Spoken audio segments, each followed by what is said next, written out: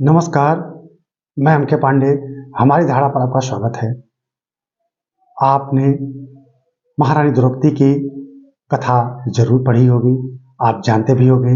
महाभारत की सबसे बड़ी पात्र और महाभारत की मूल कारण रानी द्रौपदी ही थी। अब महारानी द्रौपदी देवी के अवतार थी, यह सत्य है, क्योंकि महाभारत में इसका विशद वर्णन मिलता है। तो किस देवी के अवतार थी? तो महाभारत में जो प्रसंग आते हैं, पुराणों में भी जो प्रसंग आते हैं, उनमें स्पष्ट रूप से कहा गया है कि महारानी द्रौपदी महाकाली की अवतार थी। कहीं कहीं इन्हें देवी सची का अवतार माना जाता है, देवी श्री का अवतार माना जाता है और स्वर्ग लक्ष्मी का भी अवतार कहा गया है। कुल मिला के ये देवी की अवतार थी, साक्षात देवी की ही अवतार थी। अब इनका अवतरण कैसे हुआ, लंबा चौड़ा प्रसंग है। पूर्व जन्म की कथा भी आती है। पूर्व जन्म में ये एक ऋषि, बहुत बड़े ऋषि मुदगल की पत्नी मुदगलनी थी।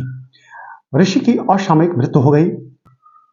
उस कारण से ये काफी इनके अंदर बहुत अंदर पीड़ा आई। फिर वो तपस्या में बैठ गई। भगवान भोलेनाथ प्रकट हुए। भगवान भोलेनाथ से उस समय मुदगलनी ने उनसे वर मांगा। वर में सर्वगुण संपन्न पति की उन्होंने कामना की थी, और वो भी एक बार उन्होंने वर नहीं मांगा, 5 बार सर्वगुण संपन्न पति की उन्होंने मांग की। अब उनको आगे के जन्म में महाभारत काल में 5 पति मिले। वो भी एक बहुत लंबा चौड़ा प्रसंग है, उस पर भी कभी वीडियो बनाया जा सकता है। आप वैसे भी जानते हैं, महाभारत सीरीज में पूरा दिखाया भी गया है। तो अब इस तरह से इनका अवतरण होगा। अब अवतरण एक अलग व्याख्या है, कैसे अवतरण हुआ। ये पैदा हुई पांचाल नरेश द्रुपद की पुत्री के रूप में। पांचाल नरेश द्रुपद की दुश्मनी द्रोणाचार्य, गुरु द्रोणाचार्य से थी। वो एक ऐसी संतान की कामना करते थे, एक संतान की ऐसी इच्छा रखते थे जो द्रोणाचार्य को पराजित कर सके, क्योंकि वो द्रोणाचार्य से पराजित हो चुके थे, यानी पांचाल नरेश द्रुपद। ऋषिकेश में महाराजा द्रुपद ने घोर तपस्या प्रारंभ की।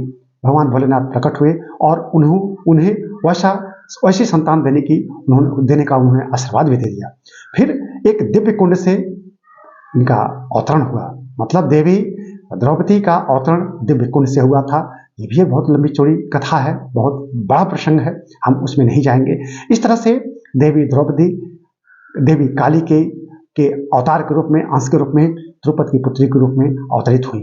अब निसंदेह आगे जो कहानी चलती है, जो महाभारत की पूरी घटना आगे बढ़ती है, उनमें आते आते किन कारणों से यह युद्ध आगे बढ़ता चला गया और कहां तक पहुंचा, और अंततः गुरु द्रोणाचार्य पराजित हुए, तो मृत्यु का कारण द्रुपद ही बनी।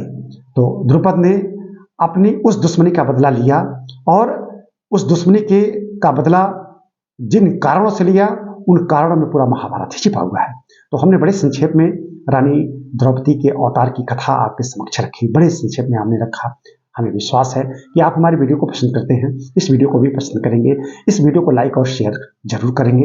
अगर आपने हमारे चैनल को सब्सक्राइब नहीं किया है तो प्लीज़ आप हमारे चैनल को भी सब्सक्राइब कर लीजिएगा। धन्यवाद।